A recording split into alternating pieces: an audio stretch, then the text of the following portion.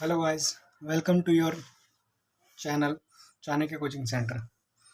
आज हम क्या करेंगे कि जितने भी हमने अभी तक चैप्टर पढ़े हैं, हड़प्पा के हमने ट्रिक देखे, हड़प्पन सिविलाइजेशन के हमने चैप्टर्स पढ़े हैं, इन सारी चीज़ों के ना जितने भी हमने अभी तक कंक्लूजन जितना भी देखा है कि कितना क्या क्या पढ़ा है, इस पर मैं आज क्वेश्चन लेकर आया हूँ कि आज देखते हैं कि हमने जितना पढ़ा है उसमें से क्वेश्चन उठे हैं या नहीं उठे हैं, और कब कब ये एसएससी में, कब कब आरआरबी में, कहाँ कहाँ ये क्वेश्चन आए हुए हैं, उनके बारे में मैं आप छाट छाट के क्वेश्चन लेकर आया हूँ। उसके बारे में आज मैं आपको बताने जा रहा हूँ, ठीक है।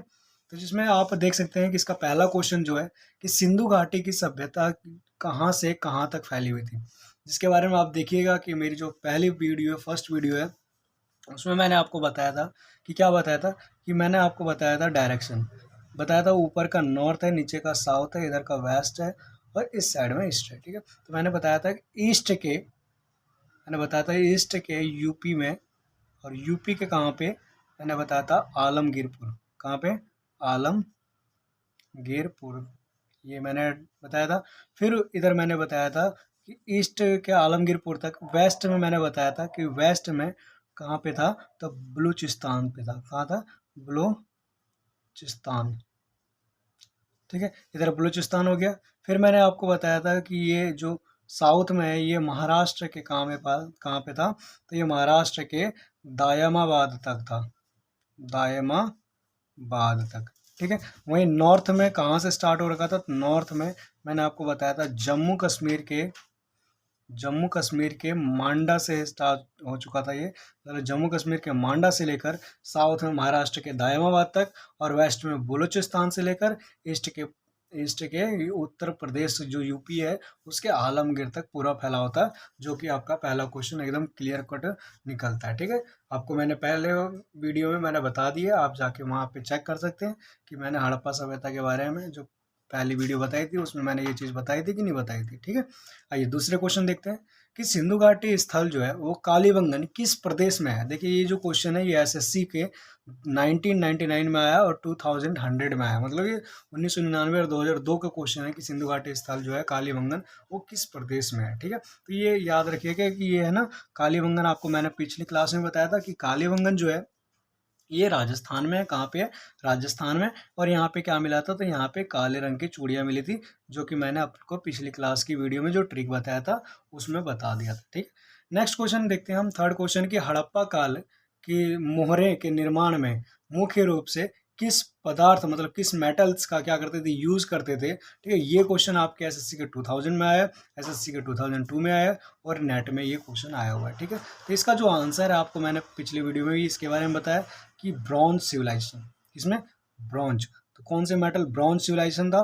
उसी ब्रॉन्ज सिविलाइजेशन आया कहाँ से? क्योंकि यहाँ पे ये लोग जो मेटल, जिस मेटल के बारे में जानते थे और जिस मेटल का यूज करते थे उसका नाम क्या था? ब्रॉन्ज। और हिंदी में क्या बोलते हैं? कांसा या कांस्य बोलते हैं, ठीक है। कांसा बोलते हैं या कांस्य बोल दीजिए आप, क्लियर। तो ये थर्ड क्वेश्चन का आंसर है। फोर्थ क्वेश्चन क्या क्या था कि हड़प्पा सभ्यता किस युग की थी, मतलब हड़प्पा सभ्यता किस युग की थी। तो आपको फिर से मैं बता दूं कि इसका क्या था, ब्रॉन्ज सिविलाइजेशन था, ब्रॉन्ज सिविलाइजेशन, ठीक है। हिंदी में क्या बोलते हैं इसे, तो कांस्य युगीन। क्या था? कांस्य युगीन, क्लियर। तो कांस्य युगीन थी, वही पूछ रहा है कि हड़प्पा सभ्यता किस युग में था, तो कांस्य युगीन सभ्यता थी, ब्रॉन्ज सिविलाइजेशन थी। और ये एसएससी 2000 में ये क्वेश्चन आया हुआ, 2001 में आया हुआ, सॉरी 1 लिखा हुआ है, 2001 में ये क्वेश्चन आया हुआ है। नेक्स्ट आपको मैं बताता हूँ कि सिंधु घाटी सभ्यता के घर किससे बनाए जाते थे। इसके बारे में भी मैंने बताया, 2001 में क्वेश्चन आया एसएससी के, आरआरबी में 2004 में क्वेश्चन आया। इसके बारे में मैंने बताया था कि जो सिंधु घाटी सभ्यता है वो उसके जो वहाँ जो घर बने होते थे, मैंने आपको पहले चैप्टर के जो स्टार्टिंग में मैंने बताया था कि भैया ये वहाँ पे ईंटों के द्वारा बनाया जाता था, मतलब जो सिंधु घाटी सभ्यता जो घर बनाए जाते थे तो किससे बनते थे? ईंटों से बने थे, ठीक। नेक्स्ट क्वेश्चन हम देखते हैं, सिक्स क्वेश्चन कि हड़प्पा सभ्यता का सर्वप्रथम जो खोज करता था वो कौन था। मतलब सिंपल क्वेश्चन है, 1999 में आया हुआ है। और ये क्वेश्चन देखो, हड़प्पा सभ्यता का सबसे पहले जो खोज करता था आपको मैंने बताया था कौन, तो 1921 में इसको खोजी गई थी। और किसने खोजा था? दयाराम साहनी ने। आपने चैप्टर देखा होगा पहली वीडियो हमारी, तो ये क्वेश्चन आपको इजीली आता होगा, ठीक है। सारे क्वेश्चन इजी हैं जो मैंने पढ़ाए हैं उसी में से आ रखे हैं, और एसएससी लेवल के क्वेश्चन है ये लोग। हड़प्पा सभ्यता की खोज किस वर्ष में हुई थी? तो आप इसके बारे में आप बता ही सकते हैं। अच्छा, ये मैंने बता दिया कि वो 1921 में हुई थी, ये यही पूछ रहा है डेट की किस वर्ष में हुई थी। और मैंने यहाँ पे आपको ये भी बता दिया कि हड़प्पा सभ्यता का सर्वप्रथम जो खोज करता था उसका नाम क्या था, दयाराम साहनी। चलिए, मोहनजोदड़ो कहाँ स्थित है, मैंने आपके बारे में आपको बताया था, मोहनजोदड़ो और हड़प्पा दोनों कहाँ पे है, पाकिस्तान में। कहाँ पे है, पाकिस्तान में। मोहनजोदड़ो कौन सी नदी के किनारे है, तो सिंधु नदी के किनारे। हड़प्पा कौन सी नदी के किनारे है, तो रावी नदी के किनारे। क्लियर। और मोहनजोदड़ो जो है, ये देखिए, ये वाला मोहनजोदड़ो का क्वेश्चन RRB 2003 का क्वेश्चन है, ठीक है। तो ये आपके लिए मोस्ट इंपॉर्टेंट है। नेक्स्ट क्वेश्चन, सिंधु सभ्यता में वृहत स्नानागार कहाँ पाएगा, मतलब जो सिंधु घाटी सभ्यता, मतलब जो हमारी सिविलाइजेशन कौन सी, इंडस सिविलाइजेशन जो है, उसमें जो सबसे बड़ा जो मतलब ग्रेट बात पाया गया है, वो कहाँ पाया गया, तो ये तो आपको भी पता था कि मैंने बताया भैया कि कहाँ पे पाया गया था, तो मोहनजोदारो में पाया गया था, ठीक है। क्लियर। नेक्स्ट क्वेश्चन है कि सिंधु सभ्यता की मुद्रा में किस देवता के प्रमाण मिलते हैं, ये RRB 2005 का क्वेश्चन है, ठीक है, कि सिंधु सभ्यता में जो कौन से देवता के प्रमाण मिले हैं। तो इसमें याद रखिएगा कि इसमें ना देवता जो थे, आज हम जिस शिव भगवान को जानते हैं ना, वो शिव वहाँ पे थे जिसे आद्य शिवा के नाम से जाना जाता था। किसे, आद्य शिवा, ठीक है, जो कि योग मुद्रा में बैठे हुए थे, ठीक है। उसके आसपास चारों तरफ क्या मिले, जानवर के अवशेष मिले, मतलब घोड़े, हाथी, ये सब क्या होते थे, आसपास उनके चारों तरफ बैठे हुए मिले, ठीक है। और वहाँ पे कौन से देवता के साक्ष्य में जो ऑथेंटिकल मिले, तो वो कहाँ मिले, आद्य शिव के मिले, ठीक है। नेक्स्ट, मोहनजोदारो का दूसरा नाम क्या था, तो मैंने आपको बताया था कि मोहनजोदारो का दूसरा नाम क्या था, मृतकों का टीला, बताया था इसके बारे में, मृतकों का टीला। डन। फिर नेक्स्ट क्वेश्चन है कि मोहनजोदड़ो की खोज किस वर्ष हुई थी, तो मोहनजोदारो की खोज 1921 में हड़प्पा की हुई थी, और 1922 में किसकी हुई थी, मोहनजोदारो की खोज हुई थी। 1921 में जो खोज किए थे उसका बंदा नाम क्या था, दयाराम सयानी। तो इसका जो मोहनजोदारो का खोज किया था उसका नाम क्या था, राखलदास बनर्जी। चलिए, यहाँ तक समझ में आ गया होगा आप लोग को। 13th क्वेश्चन है कि हड़प्पा में किस लिपि का प्रयोग किया गया था, तो मैंने आपको बताया था कि हड़प्पाई जो लिपि थी उसका नाम क्या था, बेस्ट्रोफेंडम। क्या नाम था, बेस्ट्रोफेंडम, ठीक है। बेस्ट्रोफेंडम लिपि का प्रयोग किया गया था, जिसमें कैसे लिखते थे ये, तो राइट टू लेफ्ट लिखते थे। कैसे लिखते थे, राइट टू लेफ्ट, मतलब दाएं से लेकर बाएं की ओर ये लोग लिखते थे। मतलब मैंने आपको पिछली वीडियो में बताया था कि दाएं क्यों, ये ऐसा क्यों बोलते हैं भैया, राइट टू लेफ्ट ही लिखते होंगे, बंदा पता कैसे लगाया, तो राइट टू लेफ्ट ऐसे पता लगाया कि राइट की तरफ क्या करते थे, ये लेटर्स का क्या करते थे, बड़े बड़े लेटर का यूज करते थे, और फिर उसके लेफ्ट की ओर जाते जाते उनके जो लेटर्स होते थे वो क्या होते थे, छोटे हो जाते थे, ठीक है। यहाँ तक समझ में आ गया होगा आप लोग को। चलिए, फिर नेक्स्ट क्वेश्चन है कि हड़प्पाई लिपि को रहस्यमयी लिपि क्यों कहते थे, ठीक है। तो हड़प्पाई लिपि को रहस्यमयी लिपि इसलिए क्यों कहते थे, क्योंकि आज तक इसको कोई पढ़ नहीं पाया है। क्या नहीं कर पाया, पढ़ नहीं पाया है, ठीक है। इसको पढ़ने की कोशिश किसी ने की भी थी, तो आपको मैंने बताया था कि कौन था वो, उस बंदे का नाम था कनिंगम, ठीक है। वो डायरेक्टर जनरल था, ठीक है, मतलब सर्वे जो करते हैं ना, आर्कोलॉजिकल सर्वे ऑफ इंडिया, उसके डायरेक्टर जनरल थे कनिंगम।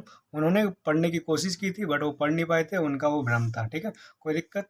चलिए, नेक्स्ट क्वेश्चन है कि हड़प्पा सभ्यता में कितने कुएं पाए गए थे, तो मैंने इसके बारे में भी जिक्र किया था कि 700 कुएं पाए गए थे। कितने कुएं पाए गए थे, 700 कुएं, ठीक है।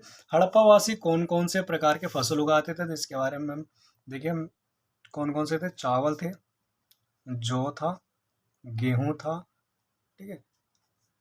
इन सब फसलों के क्या करते थे, ये लोग उगाते थे।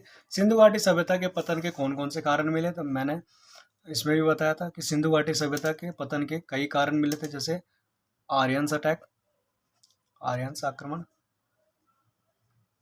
ठीक है, सूखा पड़ना, बाढ़ आना, इन सब कारणों से हड़प्पा सभ्यता का कहा गया पतन हो गया था। और इसमें एक चीज़ और, हड़प्पा सभ्यता को कितनी बार बसाया गया था, तो तकरीबन 7 बार बसाया गया था, ठीक है। मतलब हड़प्पा सभ्यता 7 बार बर्बाद हुआ और उसको 7 बार दोबारा बसाया गया, ठीक है। मतलब ये लगा लीजिए कि 7 बार हड़प्पा सभ्यता को बसाया गया, तो इसका मतलब ये है कि हड़प्पा सभ्यता 7 बार बर्बाद हुआ और फिर बसाया, फिर बर्बाद हुआ, फिर बसाया, इस टाइप में टोटल 7 बार हड़प्पा सभ्यता को क्या किया गया, बसाया गया। क्लियर।